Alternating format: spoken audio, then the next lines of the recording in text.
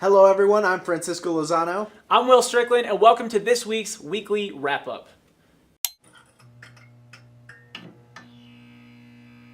On Thursday, the tech demo of Beyond Good and Evil 2 that was shown behind closed doors at E3 was officially released to the public.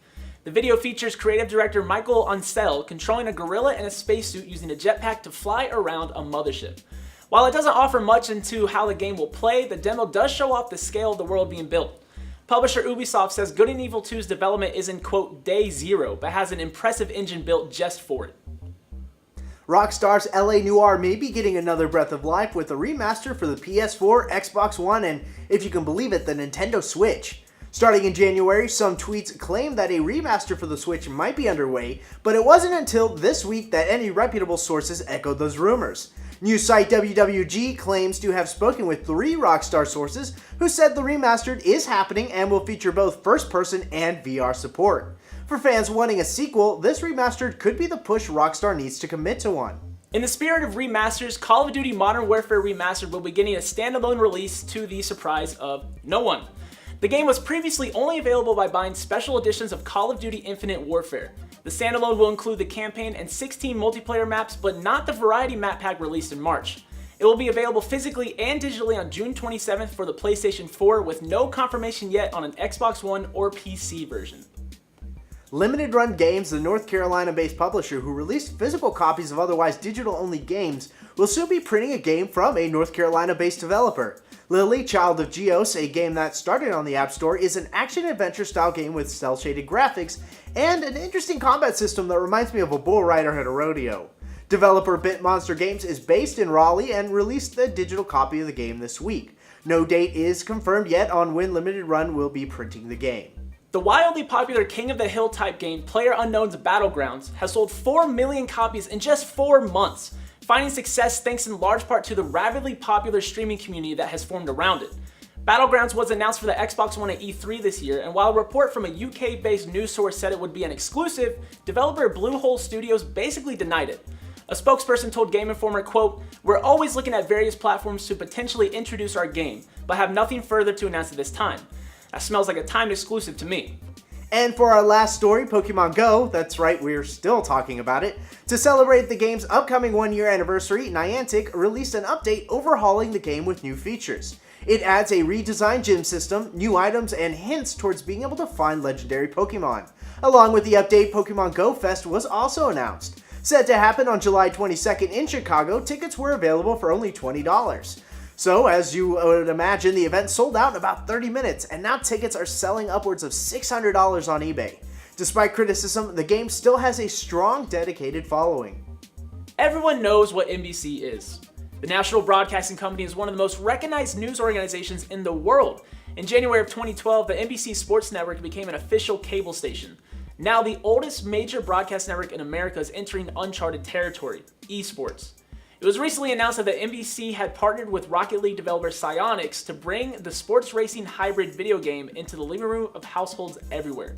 This 2v2 tournament will broadcast its first rounds in July on competitive gaming platform FACEIT. The next set of rounds will air on regional television networks and social media sites like Twitch and YouTube. The final rounds will be broadcasted on the NBC Sports Network in the US and on Sci-Fi in several other countries this August. Not only is this the first time that the competitive Rocket League series will be on TV, but it's also a huge step forward in establishing esports as an industry that's here to stay. Colleges have begun offering scholarships to League of Legends players. Overwatch is looking into forming regional teams similar to physical sports. ESPN has started covering games like Call of Duty, and TBS airs Counter-Strike tournaments. Players can earn millions through sponsorships and prize money, and countries like South Korea can fill soccer stadiums for esports events. To say esports is a phenomenon would be an understatement. Now with one of the largest broadcast networks in the world jumping into the ring, what do we think of esports? Are they here to stay, and might we eventually see Smash Bros in the Olympics? So what are you thinking when you hear about NBC broadcasting Rocket League? This is their first venture into esports. What do you think about esports as a whole right now, and what's Rocket League going to bring to it? Well, we see, this is the first time a national broadcasting company has picked up a video game. I mean, we've seen TBS do it, but they're small time compared to NBC. NBC reaches everybody's home, and everybody trusts NBC. Right. Not so much TBS, not to crap on them. I'm not sure how successful a video game sport is going to do on such a large scale. You know, the novelty, or I guess the special thing about a lot of these esports is that they're shown on the internet through Twitch and YouTube, and Right. they can reach directly to their audiences than that. But when you come with something so large as NBC, are there enough Americans willing to watch this program? And that's an interesting point, because if it's on NBC, I may be wrong, that likely means it's only on NBC and it won't be broadcasted on Twitch or YouTube, where hundreds of thousands of people already watch Rocket League and other games. So that'll be interesting to see if that affects viewership at all of Rocket League fans, not necessarily of people that don't know what Rocket League is and it's their first time, going through the channel since their first time seeing it. I do think Rocket League is a good sport, a good esport to pick up. It's very obvious to understand what's going on. It's soccer with RC cars. So someone that doesn't know video games, they'd be going through, they know what a video game looks like, so they'd process that, and then they'd see cars playing soccer. They go, this is dumb, or this is really cool. Either way, they're going to watch a little bit for either of those reasons. So I think if they were going to pick up any sport, I think Rocket League was the right one to do. Rocket League is, fairly simple. RC cars kicking a giant soccer ball around.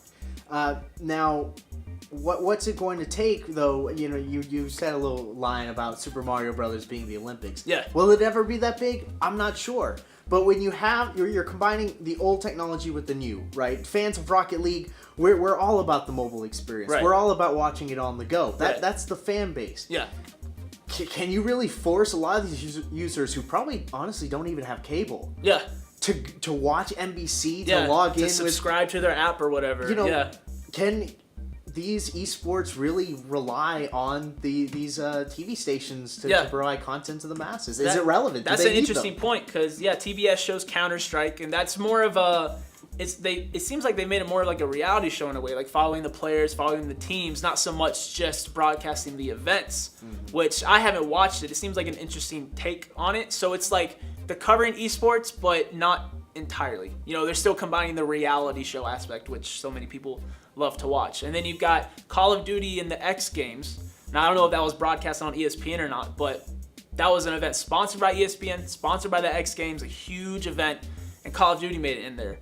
And then you look at South Korea, they're filling stadiums to watch League of Legends. You mentioned StarCraft 2 earlier. They're filling that up just to watch people play StarCraft 2. So I'm thinking it depends on the game, I think. I think it depends on the game if those viewers are going to come to a network. Because you're right, a lot of them have cut the cord with cable. Right, because they're younger players. Right, they don't watch they're Netflix, moving out of their Hulu, houses and they go, I got Netflix and Hulu. Right. Why do I need cable? Right. I think of all of the sports, I think Rocket League is the most, I don't want to say casual, that's almost like an insult, but it's the most accessible. It's the easiest to pick up, and I think therefore it has the highest chance of people saying, I'll pay $5 to watch this Fortnite, to download the app or whatever, pay whatever subscription. Now, if it was like they're broadcasting Dota 2, super intricate game, a casual viewer is going to be, this is not even worth $5. I don't even know what's going on. But it's the same thing as, you watch baseball, you watch football. It's obvious when one team does well, when one team scores. Same thing with Rocket League. So will this be a trend in the future for, I guess, games being brought into the spotlight? Will it be a trend of seeing very simple games being tried to bring out to the masses, and things like Overwatch? Overwatch, it's a shooter, right? But it's a little bit more complicated because it's always changing the rules. Right. How could that survive on something like a national television? Yeah, and that'll be interesting to see. I think it really relies on, I think Rocket League is the guinea pig. They're going to see how this does, how the ratings are for someone like this. I would expect they're not wanting crazy ratings. I think they would probably have realistic expectations. They're bringing a Rocket League to TV for the very first time on NBC Sports Network, which is a huge name. So I think they'll be realistic with that. And I think how Rocket League goes is if we'll see CBS Sports start broadcasting Smash Bros. Or something like that. So I think a lot of networks are going to be watching this, and they're going to be waiting for NBC to release all their data to see how this goes. Right, and honestly, it might be too early. Not a lot of, I guess, gamers have grown up to the point where I think it matters just yet. I don't think it's tipped in the gamers' Right. favor. Yeah. And I don't know if we honestly need the legitimacy of giant TV stations Right. to prove that esports is a legitimate sport Yeah, that yeah. requires skill. Why do you need a large audience? Why do you need to get paid millions of dollars? Yeah. Try to boost it up to the same garbage as we see athletes nowadays. I mean- It could be something completely different. That's another good point you bring up. With cable kind of fading out and, the amount of people subscribing to cable is dropping, I think NBC may be available off cable. Either way, if TV is like decreasing in popularity, then maybe this won't even have that much an effect one way or another on Rocket League or on esports. Because if their home is Twitch, their home is the internet, this may just be more of like just like a cherry on the sundae. If it works out, great. But I don't think they would sign a contract where the major Rocket League tournaments are only on NBC. I think this is more of a test. A test for the gaming and the broadcasting industry to see what esports can do. I think even if this is a home run, if you get millions of viewers on TV, the Rocket League community and Psyonix are still going to want to keep it on the internet, keep it on Twitch, keep it where it's grown to the popularity that it's at right now. So that's where I think Rocket League, I've said it before, if any game was going to get on TV, I think Rocket League was the best one to choose. I can definitely agree with that. Yeah. Now, do you have any more thoughts on, the direction, I guess, of esports and where it could go from here? I mean, I think whether you agree with it or not, I think if it wants to get more popular, it's got to focus on the people. It's got to, because athletes, I mean, after each game, you interview the stars and whatever outrageous things they say, that's the headline. You've got to interview the MVP of Call of Duty, whatever event they have. Black Ops 15, I think we're at now. I think we're approaching 2.0. it. So after that big game, they get their trophy, whatever, head off stage, and there's a press event, something like that. And you have not only do you have legitimate like TV legitimate broadcasters from ESPN or whatever, but you've got your community members. You've got your people from Twitch, people from YouTube covering it just like any other news conference.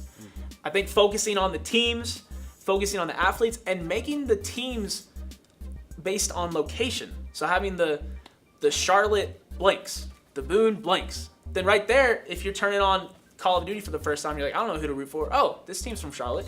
Okay, yeah, I'll pull for them. Now something to say that, because honestly, I kind of almost see that as old sport thinking. Yeah. Of teams based in actual physical locations.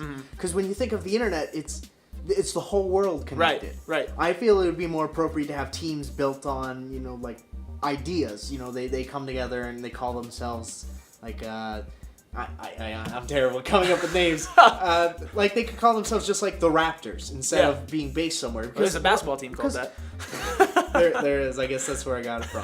But just think, when you're playing online, let's you're wanting to form a team. You're playing online. You could be friends with a kid from Korea and then another kid from England. Right. And you guys are a perfect team. Why should you only get everyone relocate to Charlotte to become a team? I will say these big names in Call of Duty esports, your FaZe, Optic Nation, all those, they live in a house together.